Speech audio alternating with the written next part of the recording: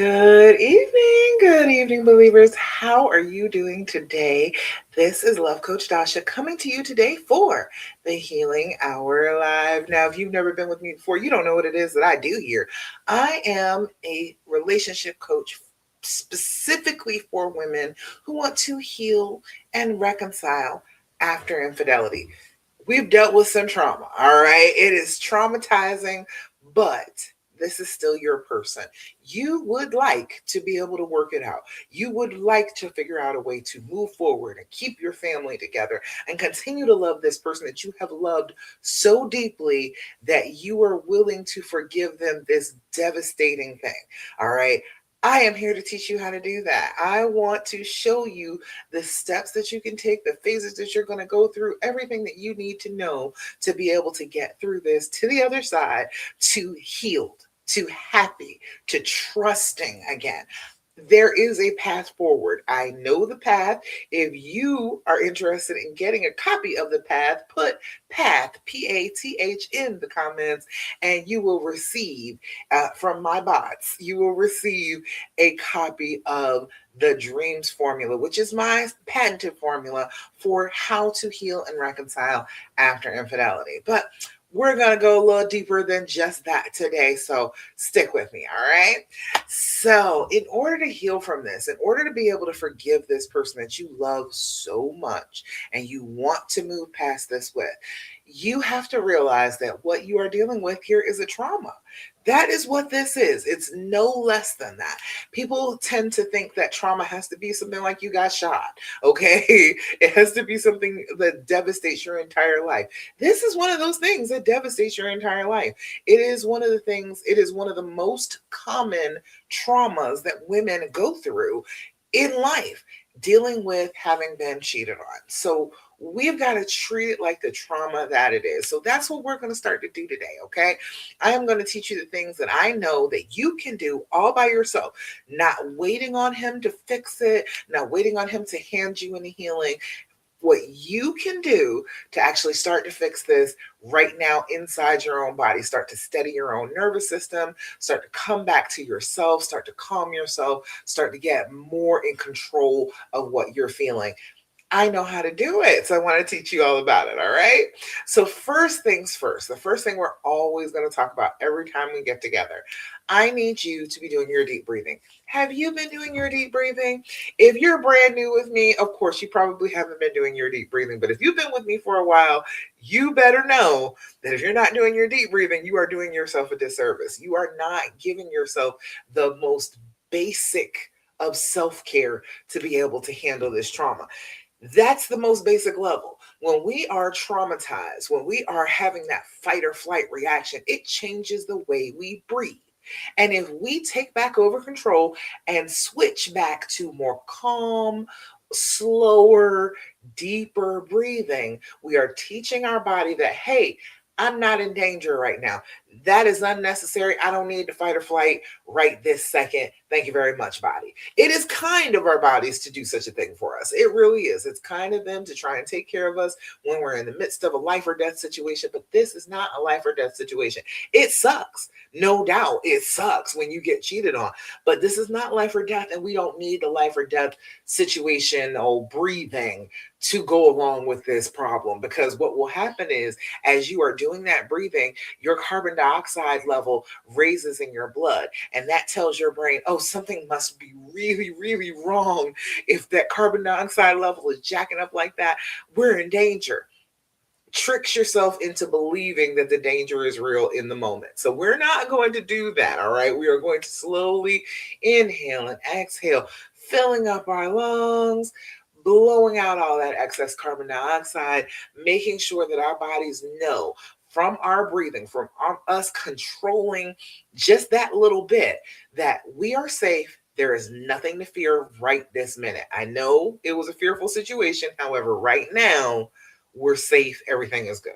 Okay, so I always teach you 4-7-8 breathing. Now, that's my favorite. All right, I do that on a regular basis. If I'm stressing, if I'm overwhelmed, if things are going wrong, I do 4-7-8 my breathing all the time in my regular day to day life. I have taught my children to do 4-7-8 breathing from the time they were little itty bitty kids. And so they use that skill all through their lives. And so they've always been able to calm themselves by using their deep breathing.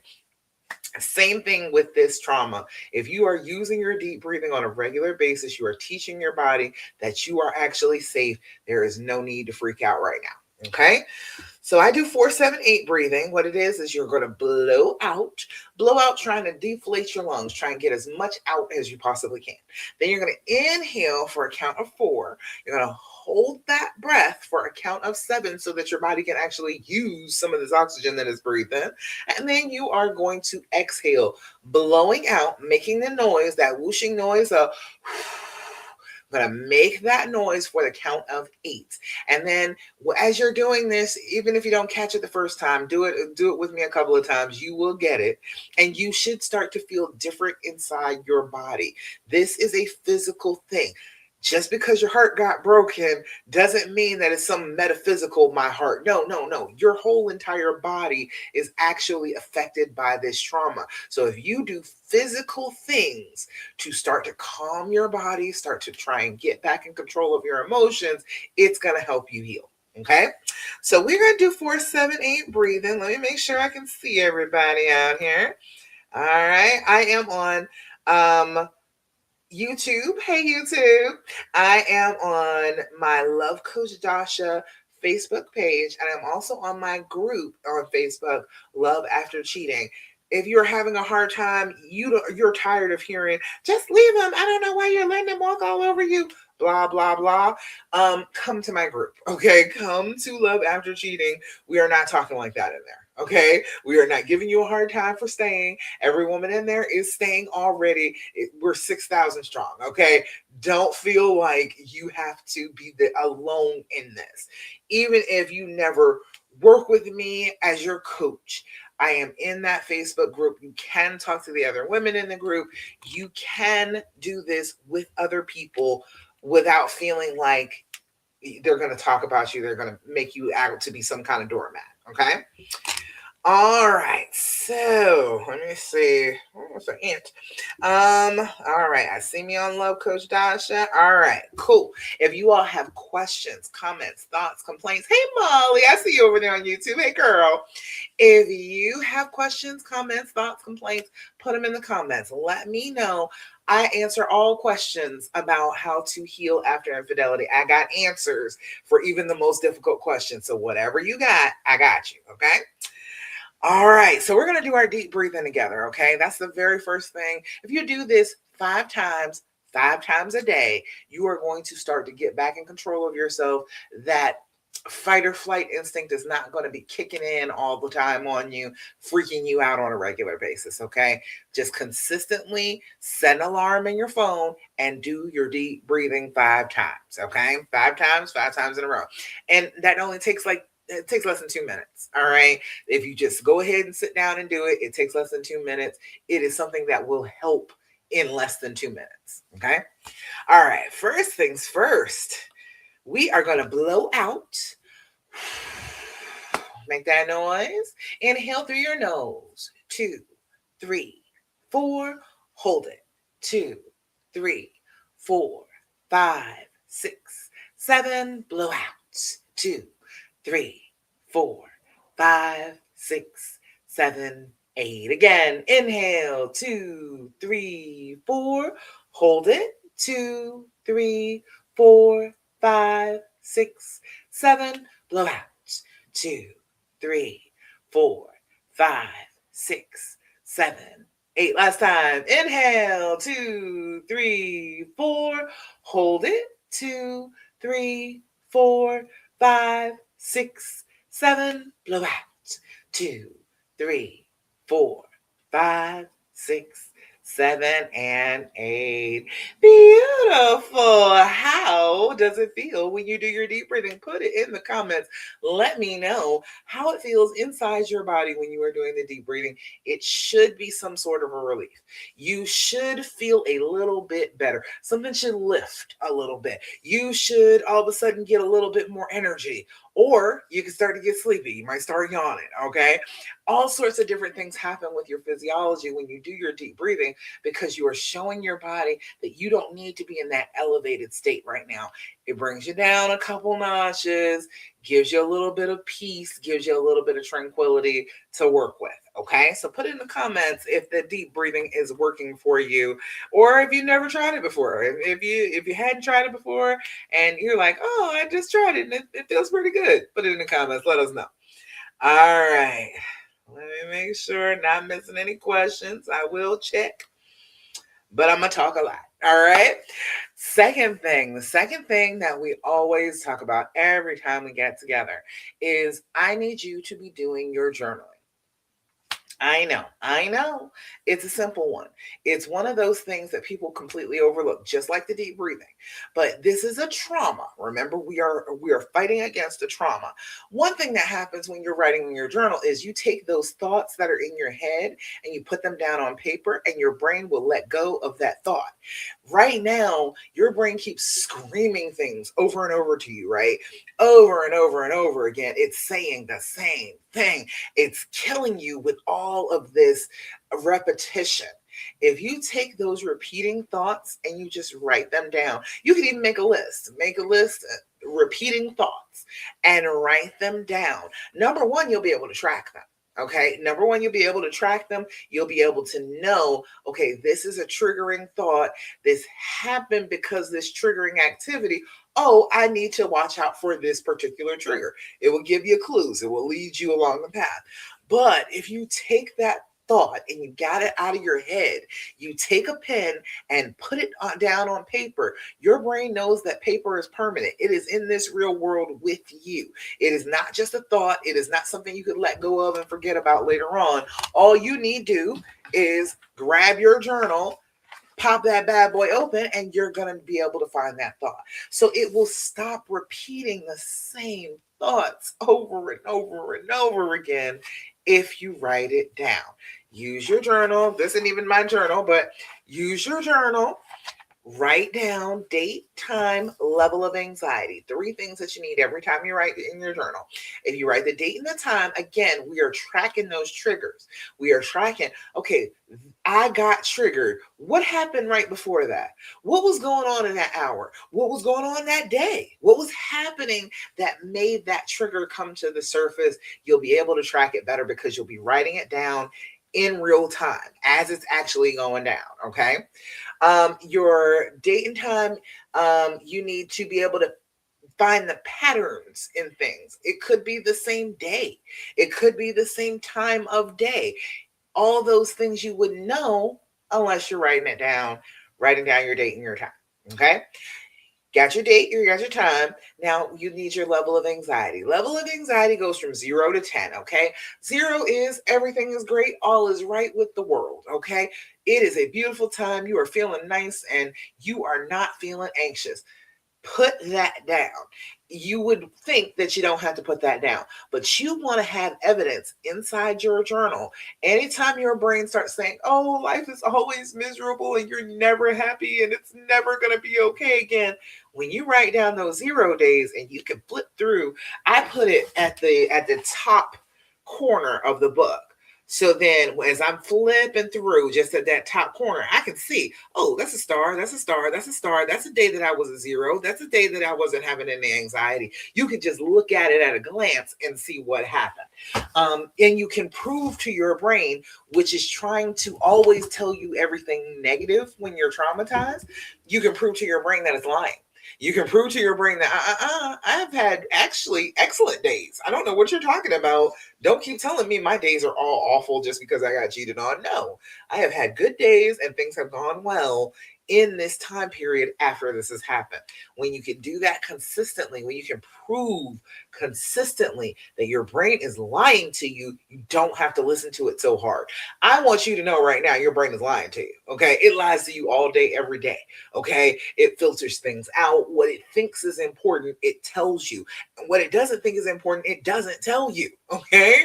Unless you consistently focus on those other things, it's not gonna even bother to share those things with you. So you've got to be consistent about remembering to do your journaling, remembering to really honestly evaluate your day and see where you're on that anxiety scale. And some days will be zero, I promise you that.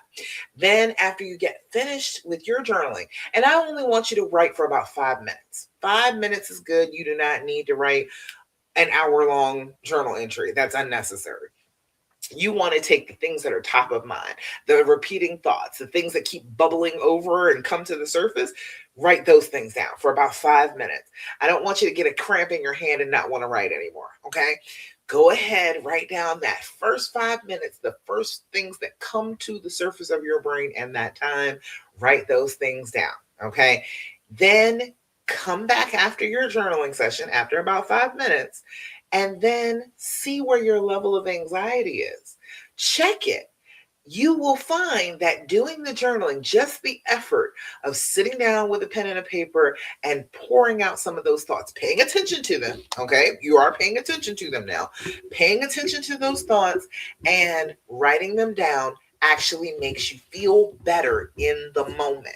You are not waiting for something to happen to start to feel better. You are taking control and taking 5 minutes out of your day and starting the process of feeling better. If you do this and you do it consistently, it will work for you every time. You will find, oh, I was at a 7 when I started. I'm down to a 5 now. I'm down to a 4 now. Everything is feeling a little bit better. I can cope better because I'm using my journal. Okay. I need you to do that. I need you to get on that. I know people don't do it because they're like, it's not that important. I promise you it's important. Every client that I work with, these top two things, doing your deep breathing, doing your journaling, I say it all the time. I say it time after time after time after time. All right. Another thing that I'm always going to say to you, I'm going to say time after time again, is do create an attitude of gratitude within yourself. Okay. I know that this has been traumatizing. I know that this was terrible for you. I understand if you feel bad.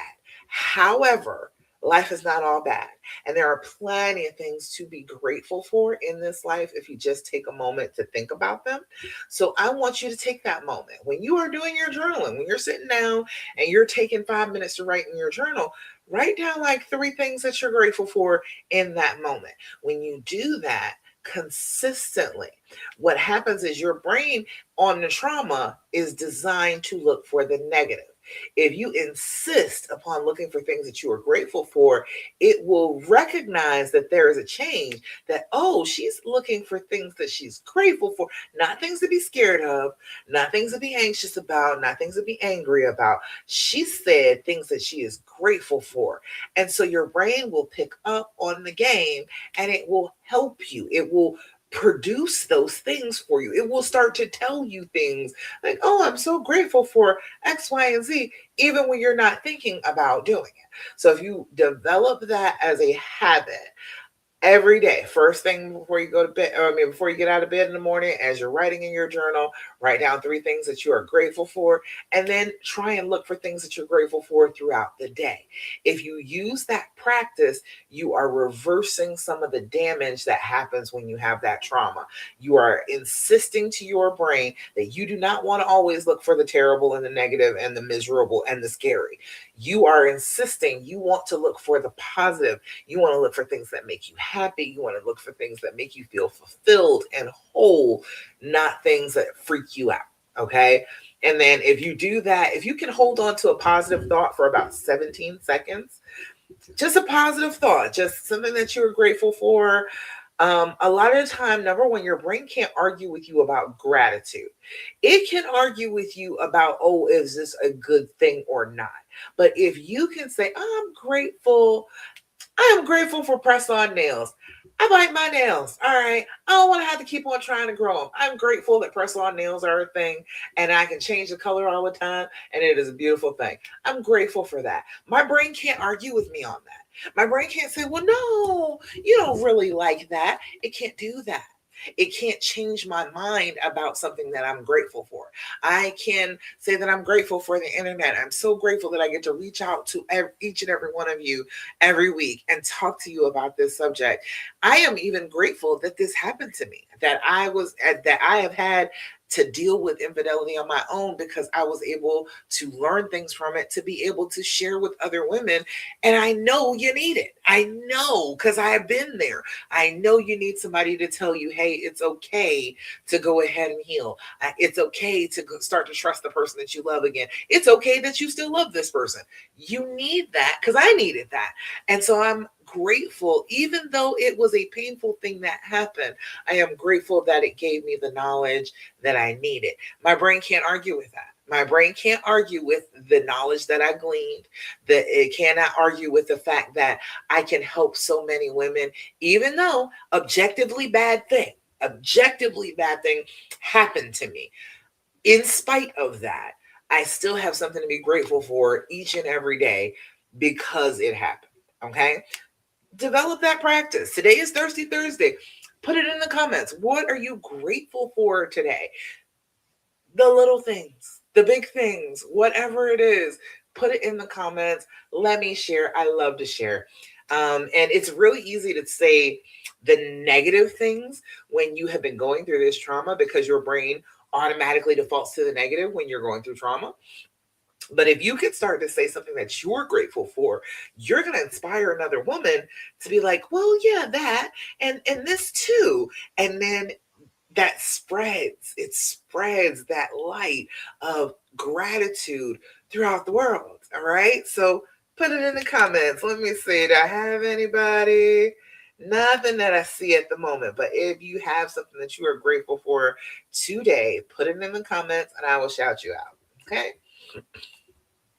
All right, that's the third of my practices. These are things that I'm always going to tell my clients. These are the things that are basics, that there's self-care, that if you can do these things, you are going to start to overcome the effects of trauma on you. And I'm going to teach you about it every time. Okay. I'm gonna be pushing you to do it on a regular basis, these practices.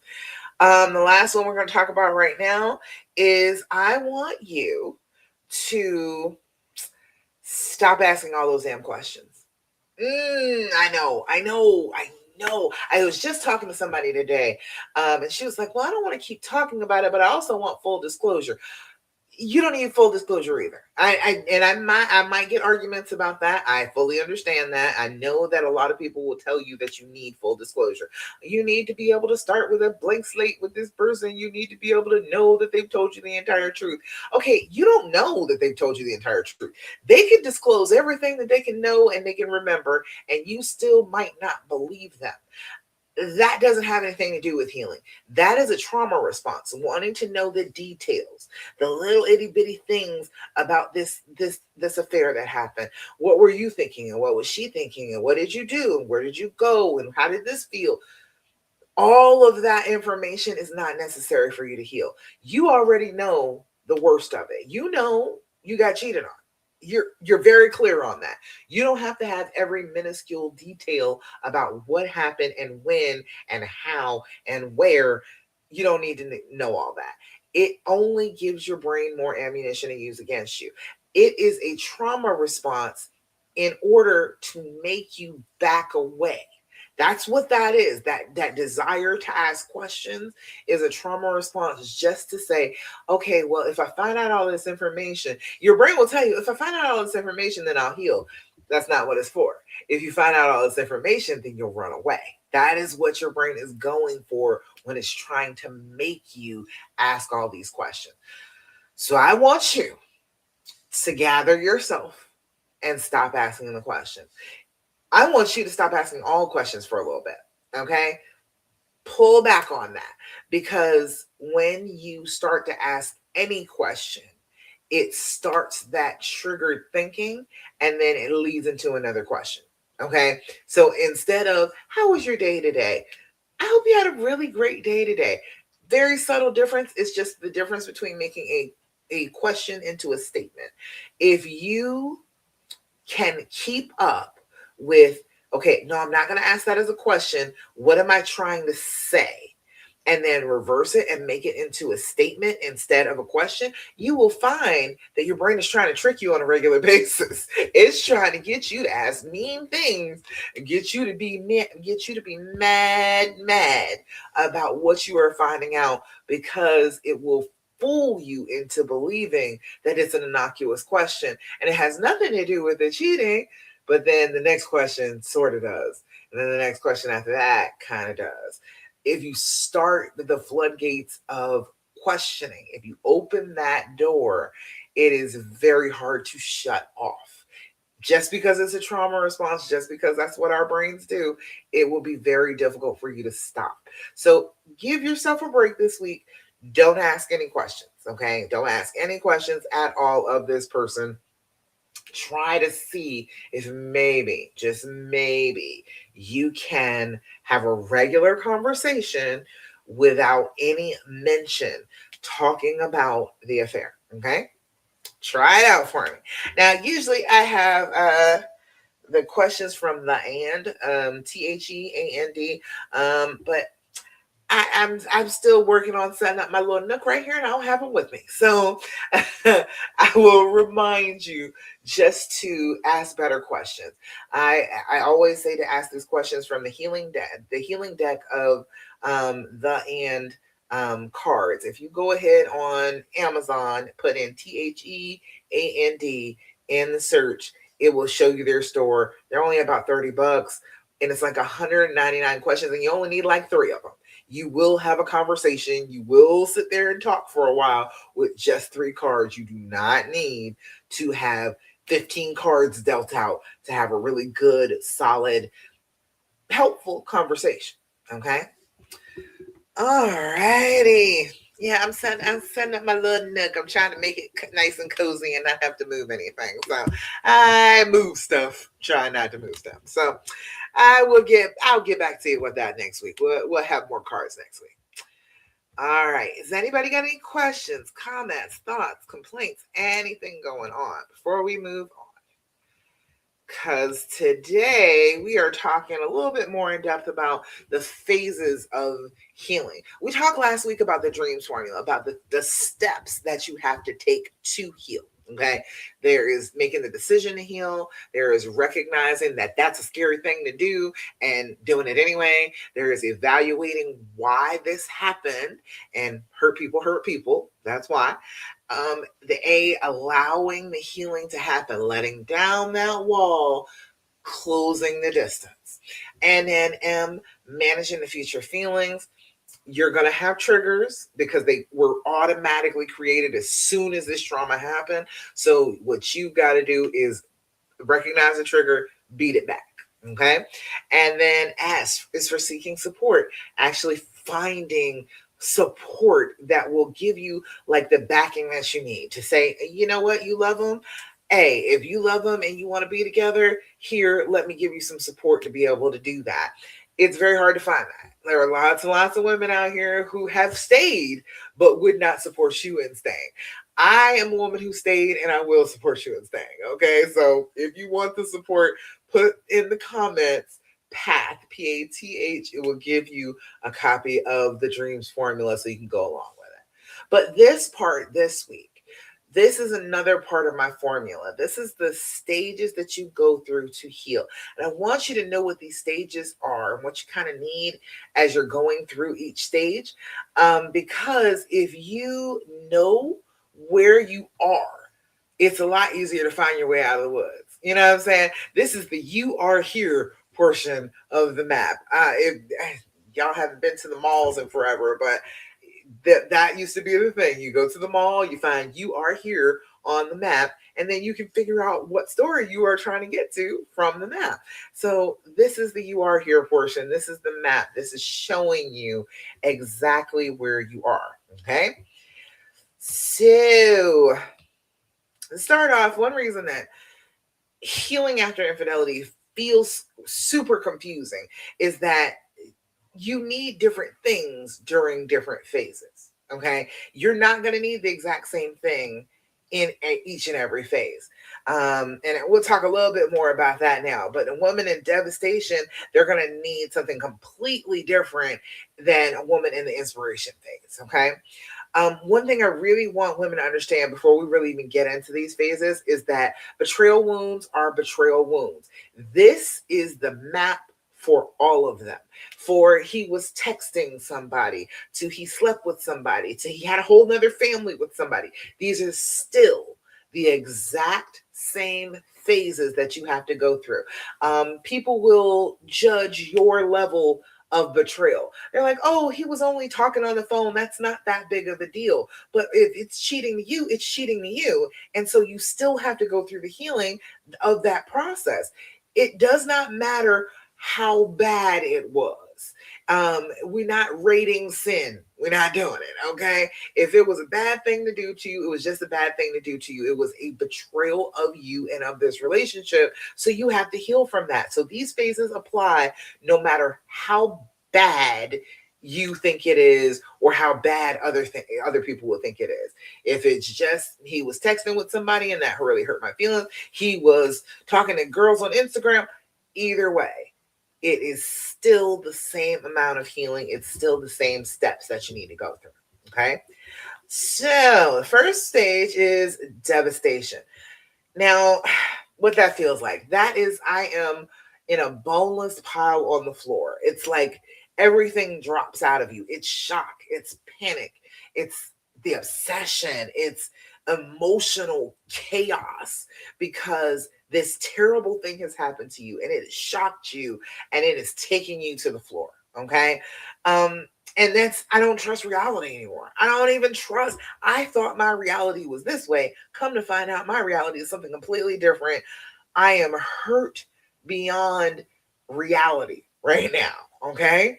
And you're going to need grounding. You're going to need stabilization in that moment. You're going to need to be able to gather up your marbles because that's what happened when you fell to the floor. All your marbles flew out across the floor. So you're going to have to start being able to gather up some of your marbles, get a few of them back in your pockets, starting to wobbly get to your feet. Okay. In devastation mode, your brain is just trying to survive. It is like, I don't know what else to do. I am just here. I am just trying to make it right now. Okay. And that's fine. Sometimes our brains need to do that for us. That is a beautiful thing that our brains do. But I just don't want you to get stuck there. Okay. Now, the next phase after that, that's the regulation phase. This is more gathering of your marbles. This is, I'm stuffing them all in my pockets. I am getting up on my feet. I am not knocked down by this anymore. I am starting to gather myself. I'm not okay yet, but I can get back up. I have fallen and I am getting up. Okay. You're trying to calm down. You're trying to stop that spiral down. You're trying to learn to control yourself emotionally again, because for a minute after that devastation phase, honey, you start getting a little reckless with your mouth. You got to relearn controlling your emotions in the regulation phase. Okay. That big thing is, I still don't feel safe. Okay. I stopped trusting reality when I fell. Okay. I'm starting to trust reality a little bit more, but I still don't feel safe. I'm still not there yet. You need consistency. You need some coping tools. You need practice with the practices that I taught you about. You need that emotional regulation. The regulation is where you stop drowning every day. You're not being waterboarded by the emotions anymore. You have gotten your head above the water. You are not on the floor anymore. Whatever way you want to say it, that is what the regulation is. That's where I meet most of you too. When I start working with people, most women have come out of the devastation phase and they're starting to investigate. They're starting to try and figure out a way to get past this. And I tend to meet most of the women that I coach, most of my clients, in that regulation phase where they're trying to gather up those marbles and I can help them with gathering them up. Okay. The third phase is the recreation phase. And this is another specialty of mine too. You're trying to reconnect. You're trying to rebuild the intimacy. You're trying to learn new coping and new patterns between the two of you. And you're worried about, can I let my guard down? Can I? Is that all right? As I am recreating this relationship, as I am building the relationship that I wanted it to be, am I safe to do that? Can I trust that I can start to let my guard down? You need to have vulnerability. You need to have safe connection. They need to be a safe place for you to connect. And you need really intentional rebuilding. You need to be focused on, okay, how do I avoid, if there's a trigger, what do I need to do about that trigger in order to start feeling better? What do I need to do to rebuild this relationship so it feels safe? Okay. You can't recreate love while living entirely in defense mode. That does not work. Those are completely different things. When you're in defense mode, when you're in that fight or flight, that is all self. That is nothing to do with the person that you love. What we're trying to do is reconnect with the person that we love.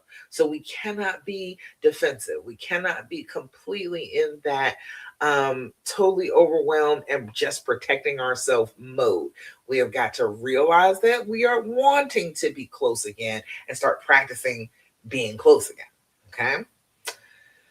The celebration phase, that's next. After you have recreated, you have worked on the relationship, you have started to make it look like what you want it to look like again, you may feel like you want a celebration phase.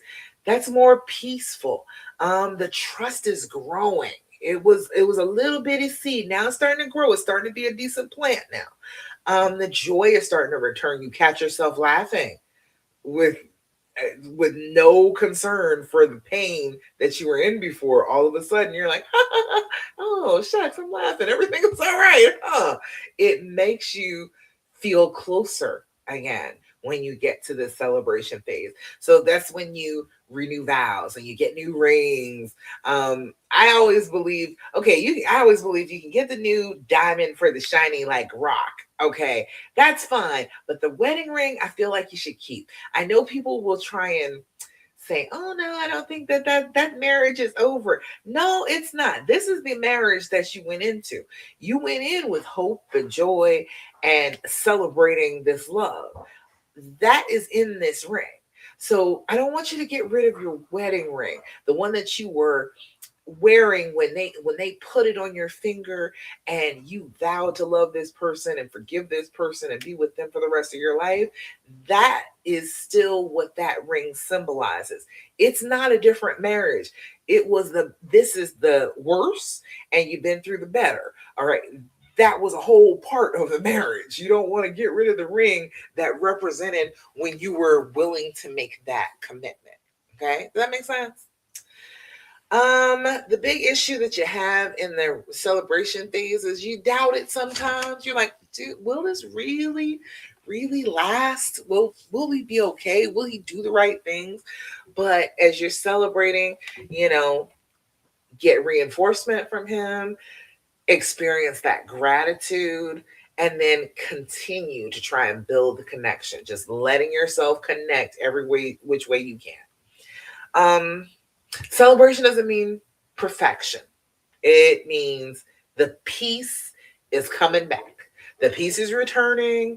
We are feeling good. We are about ready to flip this page, move on to another chapter. Okay. And that's a good feeling right there when you're like, yes, we can let go of this and move on to the next chapter of our lives because you got many more chapters to come.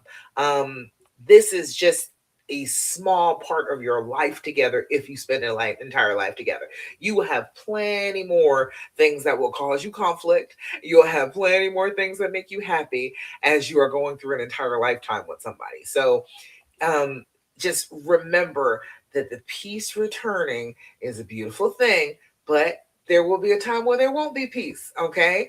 That does not mean you did anything wrong. It doesn't mean you did it wrong.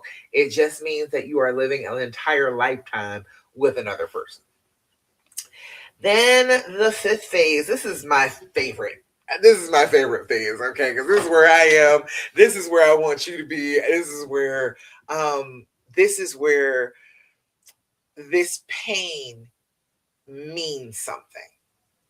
That's what it is. This pain means something in the inspiration phase. Um, what it feels like is you're wanting to help other people. This story, you can tell this story without crying, and you can tell another woman, hey, look, I got past it. Yes, it was difficult. Yes, it was, but it was worth it. And let me tell you about it. Let me tell you how I did it. Let me tell you that healing is possible. Let me share this hope with you. That is where you're at the inspiration phase. And I love that phase because you would think that you'd be all healed up in the celebration. Everything is good, wrapped up, changing this chapter. That's great and all, but the true healing from this comes from you being able to share and be an inspiration to other women openly, honestly, being able to tell this story and have it mean something to somebody else. To say to another woman and be like, oh, yeah, I understand that this happened to you. I understand that you were devastated, but I know for sure you can come back through and to the other side and you can have the relationship you want with your husband. And it does not have to mean that you all are never going to be together again. Just because the fear says that doesn't mean that is true. That's what it is. It's teaching. The inspiration phase is teaching that the fear is incorrect, that the fear is lying to you, that the fear is trying to stop you from progressing. When you get to that inspiration phase, you get to tell somebody, hey, don't let the fear stop you. Don't do it. It is not worth it to stop right now, because on the other side of this is the good part, is the good, happy, joyous, celebratory part. Don't give up just yet. Get to that part. I promise you, I have been there and I know that it's good stuff. All right. So, your biggest issue then is, can I fully embrace this new chapter? Can I really not only embody the healing, but show that healing to another woman and help her to heal too? Can I really live that chapter? Can I be the hero of somebody else's story? That is a beautiful thing to be able to do after all this pain has been chasing you around for a year or two. Okay. So you need purpose, you need meaning in the relationship, you need to have forward movement, as you're dealing with being the inspirational phase of this healing. Eventually your story stops being just pain and becomes wisdom. You are not just sharing a painful anecdote from your past, you are sharing wisdom that you have gleaned, hard won wisdom. Okay, hard won, and you can prove that it's real because you've come through it yourself and you can share that knowledge with somebody else. It's a beautiful thing. I love that. That is always my favorite phase for you to be in. Each and every time I work with somebody, that is my thing. I'm like, okay, well, what would you tell another woman about healing after infidelity that you've learned as you have been going through your coaching or you've been going through your group with me? What have you learned that you would want to share with somebody else? That's where that real healing, that inspirational part comes from. And it shows you that in spite of the pain that you felt, you can actually spread joy and hope about something very painful to another woman. Okay. So, all that being said, what I want you to do is join me for my Trust Issues Challenge. Okay, it's coming up on May 18th. We are getting ready to start. My whole work schedule just changed. I usually do it in the morning, but I think I'm gonna have to do it in the evening coming up for the 18th. So maybe like 8 p.m. I think Eastern Standard Time, Monday through Friday. It's going to be 5 days of a challenge, and it's absolutely free.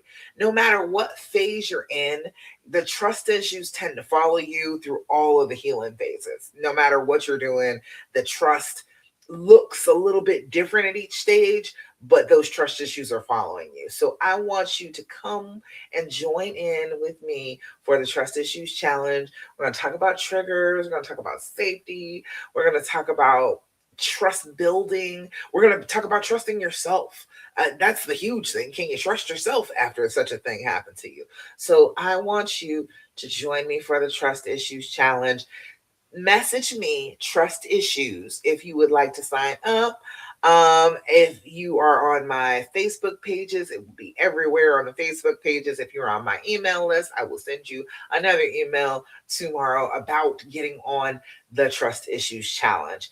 Um, this is going to be how you're working through these phases, trusting, developing that trust, getting to a place where you feel like you can trust yourself, that because this happened to you, sometimes it feels like you are the one that can't be trusted. Because how can I be trusted if something this terrible happened to me? I didn't even see it coming. Okay, yeah, nobody does. Nobody does that. All right. You can still trust yourself just because you didn't have eyes in the back of your head and psychic abilities. Okay. You can trust yourself. So if you are having difficulty with the trust, if it is stressing you out, if you feel like you have not been able to get past the trust issues, you want to, you've been there, you've been working things out, but you just can't quite get to the point where you trust. Come join me for the Trust Issues Challenge. I promise you, you are going to learn something about trusting and do an action of trusting each and every day to show you that it doesn't have to be some huge thing. It doesn't have to be some big, huge deal. It can be itty bitty portions of trust that you feed yourself each and every day that will grow your trust and make you feel like, oh, this is actually easy. I didn't need to even be worried about this. Yeah, I'm concerned. Yeah, it's, anxiety ridden to trust somebody who's hurt you. However, I am capable of doing it one small step at a time. I can do it and I am doing it. All right. So when you join me for the challenge, that's going to be the thing. Okay. All right. So I think that's about it for the lesson today. I do want you to message me if you would like to join the Trust Issues Challenge. Trust Issues is good enough. I will send you the link, or you can find it just about anywhere on all my social media. Okay. All right. So that's about it for that. Wonderful. Now, coming back to the practices. We had a little conversation. Now, you all let me know if you got questions, comments, thoughts, complaints. I didn't see anybody. But if you do, put them on the comments and I will come back and answer all your questions as you put them in. But the last of the practices, remember we were talking about the practices at first, about the things that you can do to start to mitigate the effects of this trauma on your body and on your brain. You can do your deep breathing, you can do your journaling, you can do your gratitude practice, and you can stop asking a whole bunch of questions that you don't need the answers to of your spouse about the cheating. You can do that, all right? But one more thing that you can do, the fifth of the practices that I want you to start practicing on a regular basis is I want you to start saying your affirmations. Have you been saying affirmations about yourself? Remember I told you how your brain on trauma will keep on saying negative things? It doesn't stop with you. Okay, it will say negative things about you too. It will sit there and tell you how horrible and how terrible you are, and you're just a terrible partner, and that's why you got cheated on. It's all your fault. Okay, no, we're not going to keep listening to those things passing through our brains, casting judgment on us. All right, absolutely not. This is not your fault. If somebody cheated, they were in pain. They were doing their own thing. They were in pain, and hurt people hurt people. That does not mean that you were the cause of that pain. So we got to let go of that. And the best way to start to let go of that is to say your affirmations. When you do your affirmations on a regular basis, you are reminding your brain that, no, we're not talking bad about me. I didn't do anything wrong. I am a loving, wonderful partner. I am not going to take the blame for somebody else's mistake. I'm not doing that. So what we do when we're doing those affirmations is we're reprogramming our brain. Our brain wants to say negative things. We don't want it to say negative things, so we've got to give it something better to say. All right. So Today, I will say the affirmation of a very simple one is I trust myself. Okay? Look yourself in the eye, whether it's on the camera, in the mirror, look yourself in the eye and say it like you mean it. Say it like it is real. Say it like it is a true thing. I trust myself. I trust my judgment. I trust who I am. And I trust that I love a person who loves me. All sorts of good things you can trust about yourself, but mostly I trust myself. When you do this and you consistently do it, your brain will default back to your recording of what you believe about yourself. It will not keep on saying negative things about you. It remembers that you said this positive thing about you, so that must be what we really believe. And it will keep repeating the positive thing instead of repeating the negative thing. Okay? So I want you to practice that this week.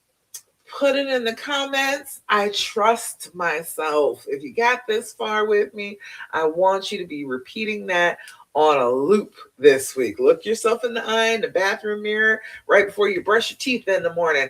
I trust myself. Right before you get ready to go to bed, wrap your hair up, do your skincare, and say, I trust myself. Okay? Consistently doing this will start to change what your brain is saying about you, which will start to change how you feel about yourself and about this situation. Okay? All right. That is about it, y'all.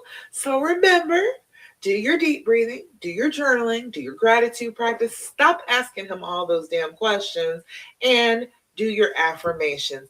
And most of all, do not do what the fear and the pain tell you to do, whatever that may be. If the fear and the pain are saying, look through his phone, don't do it. Okay, put it down. If the fear and the pain are saying, start an argument, don't do it. Go for a walk, breathe, calm yourself down. Whatever that screaming voice inside your head says is the wrong path. It is leading you to the path of survival, of hurting, not the healing path. So if you keep doing what that voice in your head, that scream in your head is saying to you, what you will consistently do is find yourself alone, miserable, feeling abandoned because you are taking the path of I should be by myself because I'm scared of other people and I don't want to be hurt anymore. If you keep listening to that voice, that's where that gets you. If you do the exact opposite of what that voice is saying inside your head, you will be on the healing path. That's the path to connection. That's the path to I love you and I want to be connected with you. I'm going to do the loving thing. I'm going to do the thing that is not filled with fear. I'm going to do the thing that feels brave today in order to be connected with this person that I love. Okay? All right, y'all. That's about it. Thank you so much for joining me for the Healing Hour Live. If nobody's told you lately, I love you. And I'm so, so proud of you. You are going for unconditional love. And that's a difficult thing. Most people will never get there. Okay. Most people will never even try. And the fact that you are trying should be commended. It is a thing to be proud of about yourself because instead of giving up on love and the person that you really do care about, you have said, I am willing to forgive. I am willing to show compassion. I am willing to open up my heart again. And we need more people like that on the planet. We just do. We just need more and more people who are willing to do that sensibly, reasonably, not just wildly opening your heart to any old body who doesn't deserve it, but choosing somebody that you love and believing in that love to carry this through. We need those people. All right. So I'm super proud of you. Mwah! I will see you again next week, 9 p.m. Eastern Standard Time for the Healing Hour Live. Bye, y'all.